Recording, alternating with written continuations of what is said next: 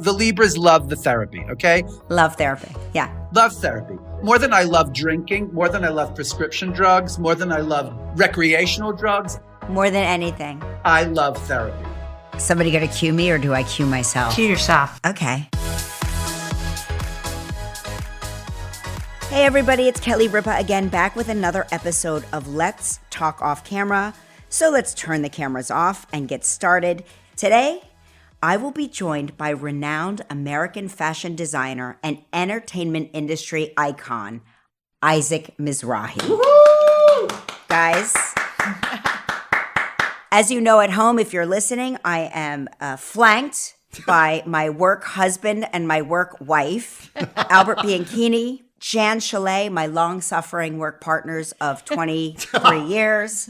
I love you both. How are you both? We're good. Yeah, excited for this. I know you two are the two people I know that are as excited as I am. Like the dream guest. The dream guest. You know, Isaac is such a good writer. And if you haven't read I Am a Memoir by Isaac Mizrahi, you simply press pause on this podcast and download it, order it, go pick it up. We will be here. The classic podcast lasts forever. So We'll wait. We will wait for you. But this memoir, I'm so grateful that I didn't read this book before I wrote my book, or I never would have written my book, because I'd be like, I suck. I am not a wordsmith. I have no talent.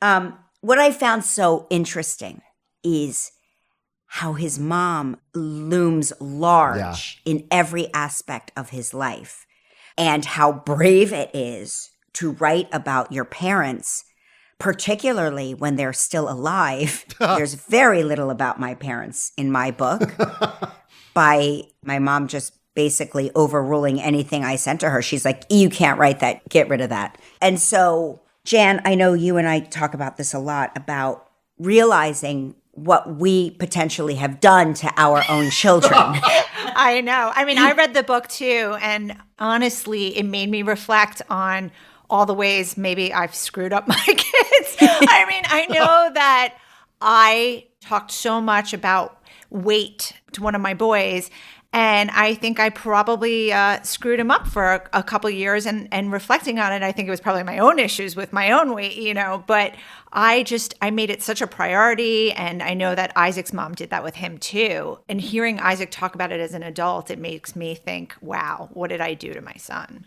But I think it's incredible, because his relationship with his mom, from reading the book, is there's so much. You know, there's good, bad, and ugly in it. And I feel like that's all of our relationships with our moms. Yeah, that's true. Speaking of good, bad, and ugly, let's pivot to Albert. I saw Isaac in concert in Sag Harbor. No, you did not. With a full band. And the voice, my God, it was shocking. Well, you can tell by the speaking voice. Oh, but his singing voice, you literally were floored. I mean, it needed to be twice as long as it was. It was one of those concerts that you go to thinking, how long is this going to be? And then you want it to never end. Well, I feel that way about everything he does. And also, if you want to make a documentary and it's just missing something, put Isaac in it. I never had a desire to play bridge. And then I watched this documentary about these bridge players that like pulled off this like perfect cheating scandal or whatever. Maybe they didn't. I don't know. All I know is Isaac Mizrahi appears, and suddenly I'm Googling how to play bridge, because if he's doing it, I want to learn how to do it. Should we get to it? Because I don't want to like do the whole podcast before we get him here. Agreed. Okay, so the cameras are off. I want to set the scene, okay? I first saw Isaac Mizrahi in the Bridgehampton Commons, and we were at Williams Sonoma. He was coming in. He was on crutches. He had a hip injury. And I held the door for him. And he said exactly the way he said it today when we were doing sound check. He said, "Hello, Kelly Ripa." And I was like, holy shit. He knows my name. He knows who I am. So let's just, without further ado, let's just bring him out. He's a genius. And I don't use that word glibly. He's actually, I believe, a wait genius. a second. Kelly Ripa. Let me get to your intro before all right. I'm sorry. Let me get to it. He is a designer, an actor, a performer, a Broadway star, an author, a host, an Instagram chef, the Doyenne of bridge. I could go on, but I'll just stop so we can bring him on and he can defend himself. Isaac Mizrahi, ladies and gentlemen. Isaac Mizrahi. Now, darling, the one thing I want to say to you is we had met, I'm sure I was on your show before we met in Bridgehampton, because I feel like we met and then I was like, oh, she'll never remember because she's the fabulous Kelly Ripa.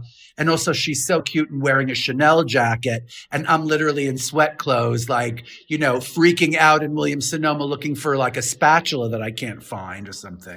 That is Right? true. Like, but you know what? I actually saw you again. Right. It was the Upper West Side Williams Sonoma, and you were there with Liza Minnelli. Well, that's true. That could be true. And you know what? Here's the thing. It always goes back to Williams Sonoma, right? What's that about, Queen? I don't know. What is that about? Apparently, you and I have never heard of any other one-stop shop. No, and here's the thing. I like a few spatulas. I like some whisks. And people go, really? Do you need? And I'm like, yes, I need that many Yes. wooden spoons and that Yes. many graters. And I do, because what if someone else is cooking with you? Or what if it's in the dishwasher? I'm with you. Nobody gets it. We are such a bunch of like crazy people. But I have to say that when I read your memoir, because I have admired you in a very macro way, I've loved your designs. You just make everything for a girl like me from a small town in South Jersey, where my only style icon was not like tangible, but my grandfather, when my grandmother died, started dating this woman named Louise, who was a fashion designer in New York. And so this is like, you are me. Well, but the thing is, this is not just blowing smoke up your butt.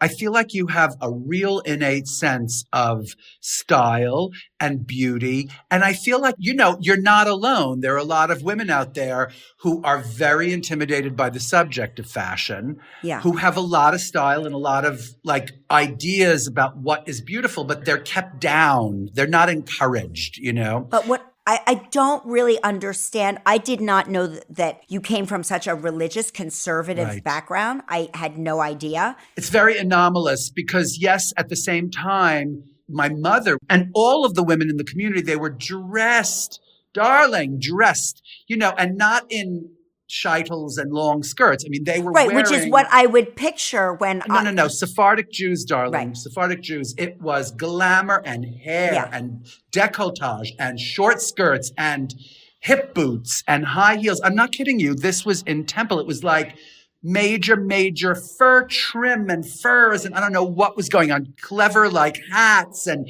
sequins. I mean, it was really something. I just want to go back in time with you and have you take me to Temple so that I can see. Can someone please buy my memoir and make it into a movie, and then I will art direct it? Can you tell Dan Levy to please option my memoir and play me as a young man? I feel like this is Ryan Murphy, Baz Luhrmann.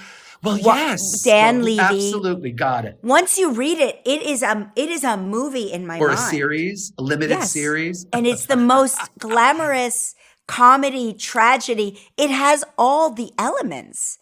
But what I found is that a lot of our early inspiration came from the same places. You had a puppet theater.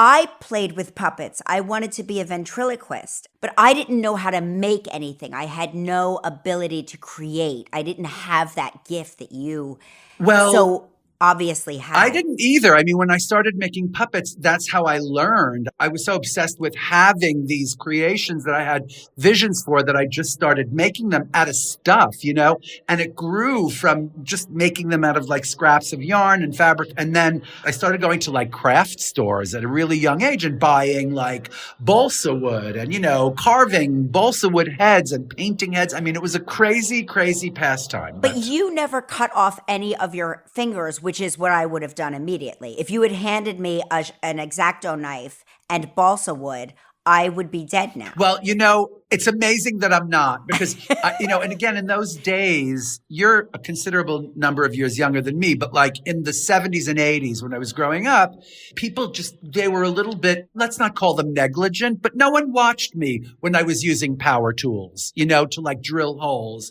They didn't care. And when it could have been that I would have drilled like right through my leg, but the gods were with me those days and I didn't drill through my legs, but I had no control. I was like, no, I need a hole in this pipe right now. And I would just drill the damn hole in the pipe without any consideration about my fingers and my legs and my limbs, but somehow I lived. But what's interesting though, is the way you describe your mother, who's like, seems very present. And yet there you were in your basement atelier, which is my favorite description of anything ever.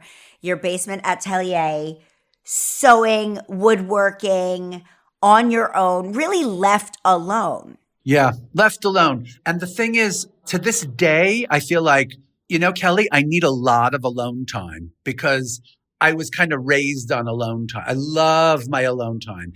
And, I think about like the fact that I'm not a father. I think about that a lot. But I think that's a good thing because everybody's like, you can have children now. I'm like, well, thanks. But I think about it and I think I want them. And then me and Arnold, my darling husband, we go, let's just dodge that bullet. Let's go not do that today.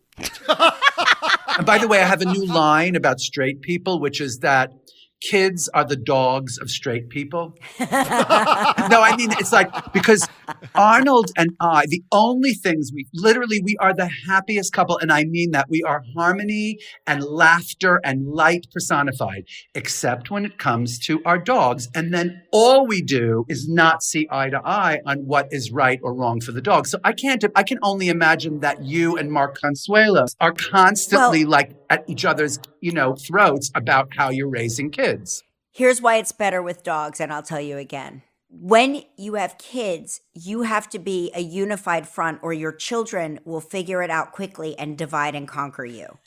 So even when I disagree with him, I agree with him in the moment, and then silently I will say... Right, well, I know. And then later, when you're together alone and you go, hey, Mark Consuelo. But dogs, we can fight about the dogs constantly, but I can make an argument for both. It's not for everybody. But I once had a dream about Harry, who was my first dog. And we had this great conversation where I was like, Harry, do you get how much I love you? Do you understand? He was like, honey, of course I get every last thing that you think. And it was like this thing. I woke up drenched in tears. I was so happy. It was the greatest dream of my life. We have dogs, and our dogs are so much more gratifying. They are so much nicer to us. They just want to be with us. They don't drop their bullshit on us or their problems. But anyway, so let me go back. We're talking about fighting in front of the children or the dogs. Go on. Did your parents fight in front of you? A little probably. In those days, it was just a different thing. People just didn't. They were fine about these things. It wasn't wrong to fight in front of your kids. Right. So they did a little bit, yes. Did yours? Yes. My parents, they still do. My parents recently, after the kids left, my parents moved back in with us for a spell. Wow. My mother had heart surgery and she's fine, but they were living with us for 3 months. And it's so interesting to fall back into your childhood, only now I was in charge.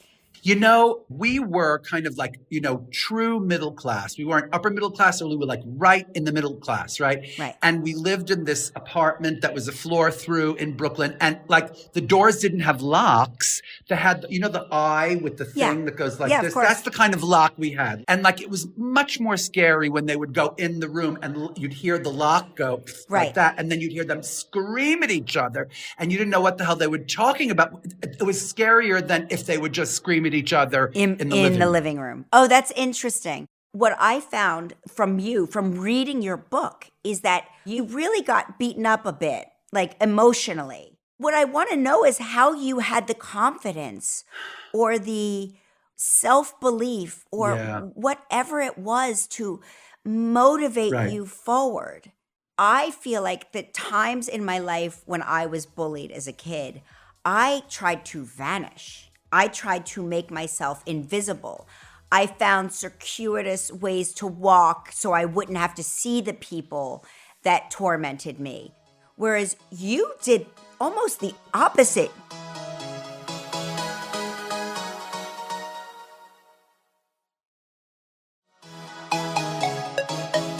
But what's interesting, though, is how you had the confidence to perform puppet shows or perform impersonations of female impersonations. Right, yeah, female exactly. impersonations. Now, the thing is, for years and years, I sublimated my actual personality to fit into what my family expected of me. I bet you're a drag race. Are you a drag race fan? Of course. And literally at least once a season or 3 times a season, you have one of the queens going like, I was bullied. And even just this new season, there's one of the queens who said, I was bullied by the teachers, you know. Yeah. And this is what I'm saying to you. It's like the rabbis were bullying, So it was such a ridiculous kind of a thing. And there weren't, there was no drag race, but I talk about this all the time. It's like when gay people met in semi-clandestine clubs in the 1980s, in the West Village only, it made it kind of easier to just separate from the rest of the world. And what I admire so much about the young genderqueer and gay and all of those incredible queer people is that they are integrating into a world bravely. They are just integrating into the fucking world. They just want to go to the A&P and be who they are. And that is the true brave thing to do. But also, I think it's because people like you, when it wasn't accepted, where you were dealing with, the words of your father saying, the fairies should all be lined up and shot. At which I'm certain, having children, I am certain that your father, had he actually known that that was going on inside of you, never would have had those words come out of his mouth. Or he would emphasize those words because he knew he had to do something to stop me from being one of them because it was so, so frowned upon. And, I never told my father that I was gay, but we went to an Orthodox yeshiva and the temple we went to was weirdly Orthodox, although the clothes were crazy, right?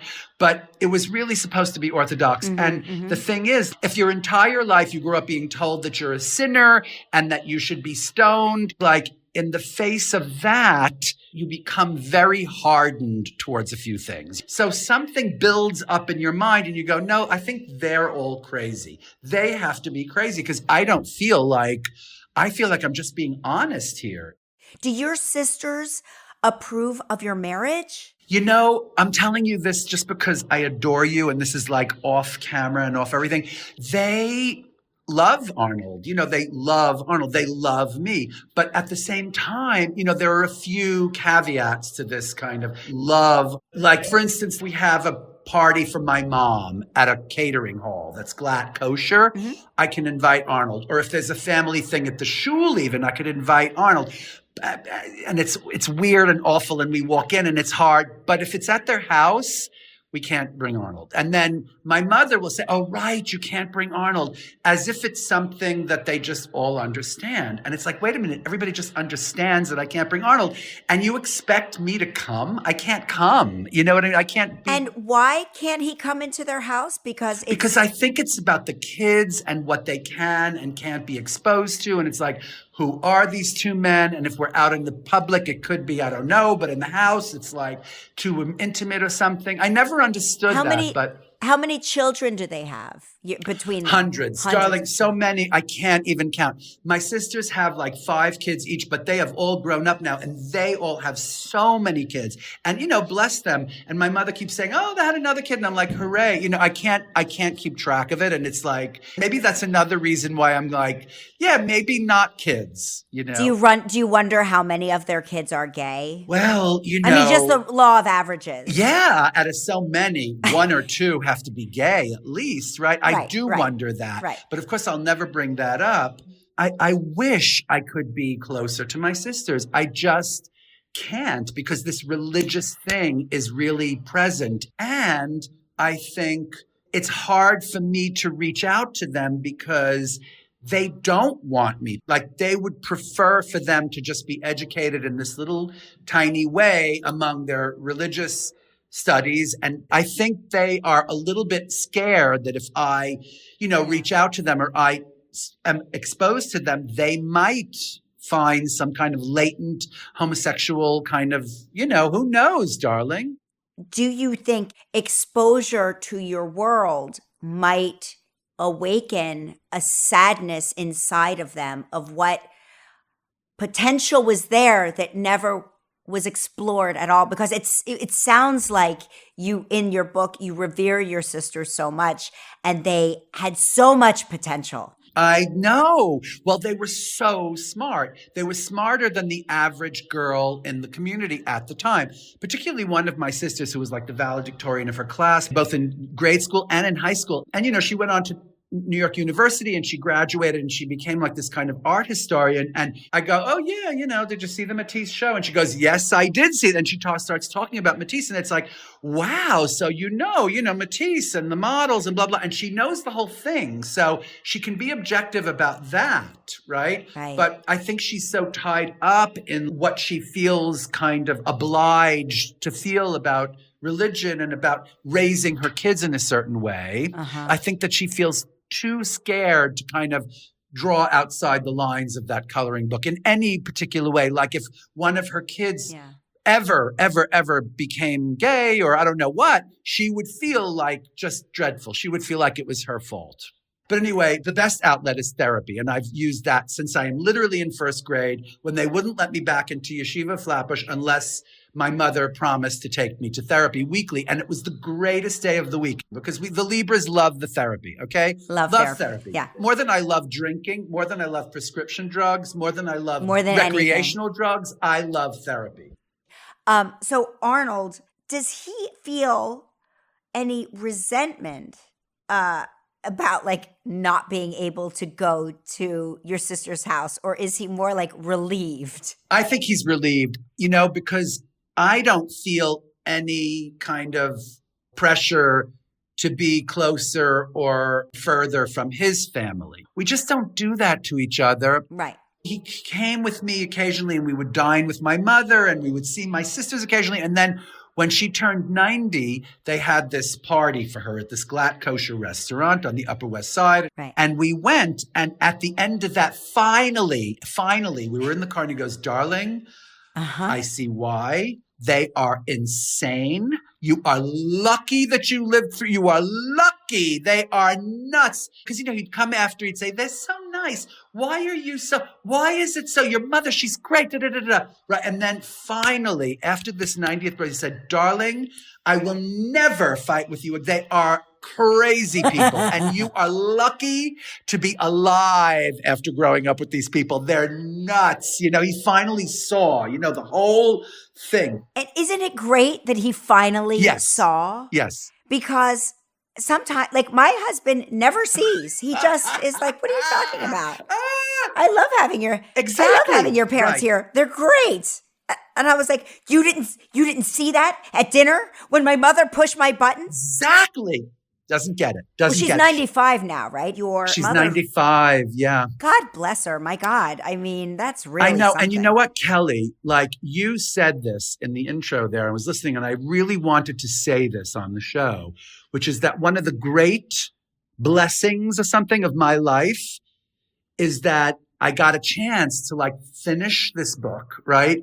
And write this very, very round portrayal of this character. Yes. As I refer to her, the Madame Bovary of the Jews, basically, right?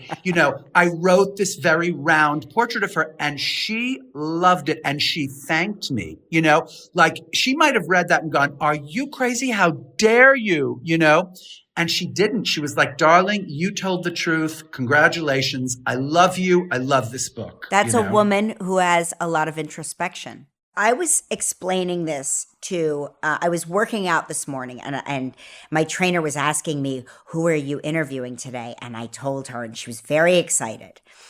And she said, oh, I wish he would design clothes like a fashion line again. I said, yeah, but he's so talented at writing.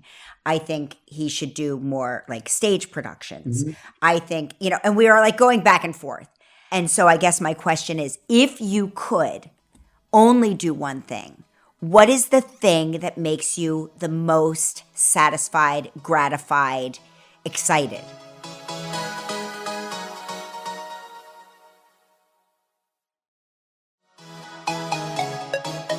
So what is the thing that makes you the most excited? The answer to that is a very simple. I mean, it could go on and on and on because I love everything I do. But after I've done like a show, for instance, at Cafe Carlisle, I'm not Sutton Foster. I'm not any one of those people. But the thing that brings me the most joy when I come off stage, when you come see me in a theater and I do songs and I tell stories, I am so happy. I just walk on clouds. I remember when after fashion shows, I was in bed. I was like, I can't stand, nothing is good. And look at the way they tied that bow. Who did her hair like, I was just for days. Right. I was just like, I felt so toxic, full of toxin, Right. But for some reason when I do, even if there are mistakes, but if it's a funny, good show, and a lot of it comes up, right? Like something occurs to me and I just talk,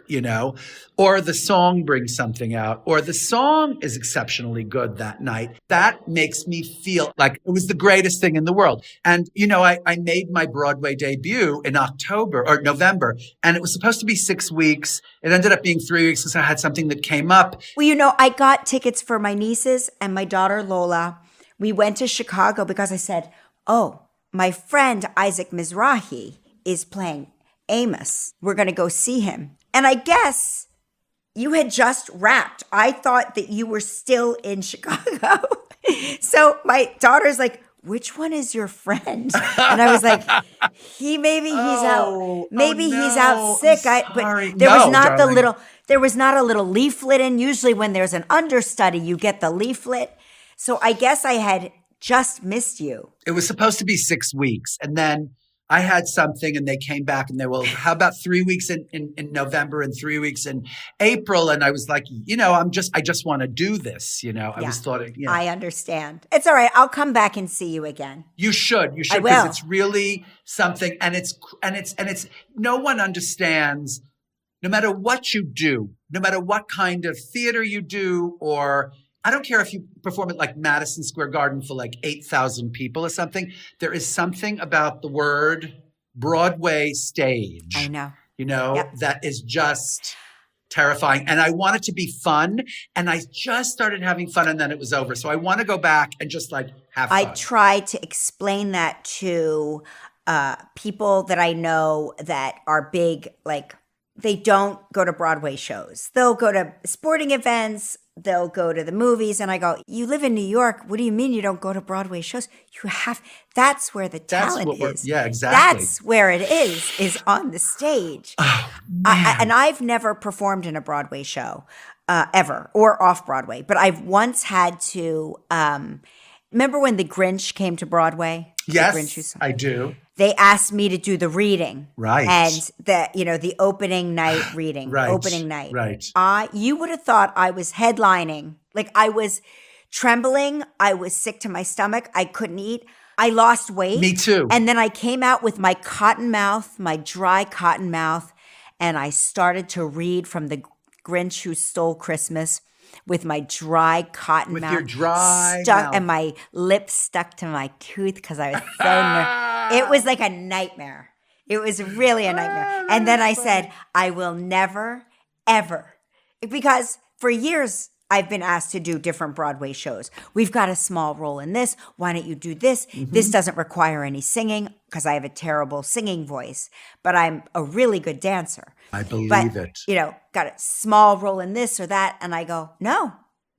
And listen, I'm telling you, I have directed operas in festivals around the world.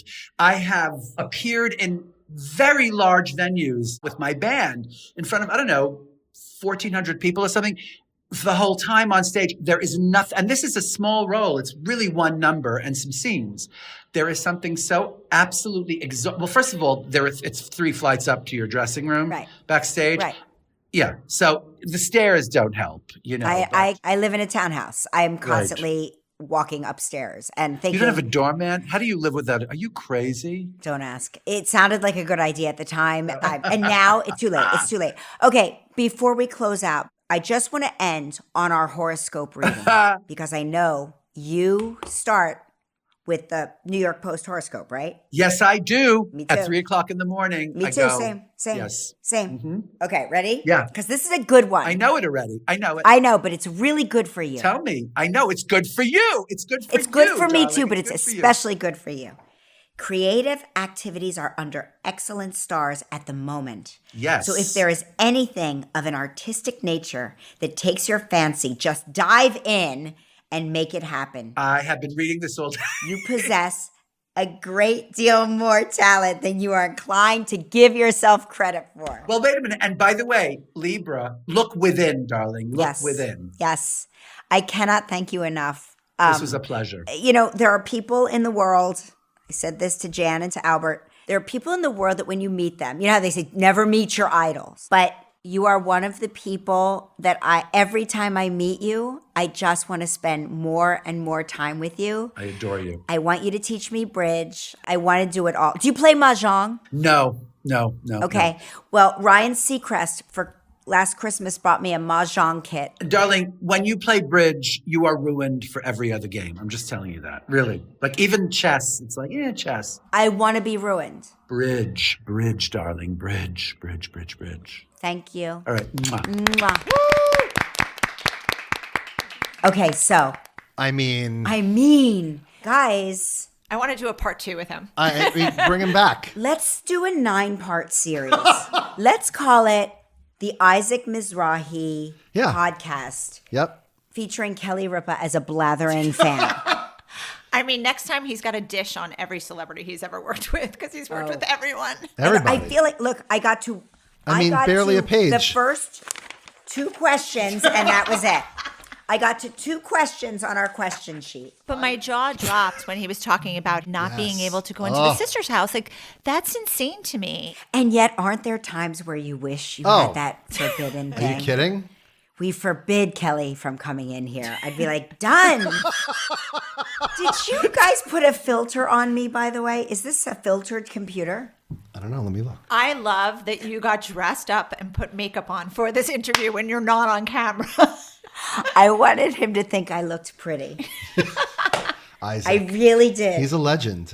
You know, it's so smart what he was saying. And I thought about it once he said it because I'm such an idiot, which we all know I am. But when I said to him, it had to be so hard being a gay kid stuck in this conservative religious environment and forging ahead and escaping and finding his way. Like we didn't even get to talk about the fame school. He went to the fame school. We didn't even talk about it. He's in the movie. Part 2. I mean, and we didn't talk about him squeezing into his tights under the stairwell. I mean, there's so much. His recipes. His recipes. Part 2. His herb garden. Part 2. Oh, we're doing part 2 next week. We should lock that in before he gets too far away. Anyway, listen, we are a new show out there at a sea of podcasts, so don't forget to tell your friends. Let's Talk Off Camera is available every week on Stitcher, the SXM app, and all major podcast listening platforms. Can't wait to talk to you all off camera next week.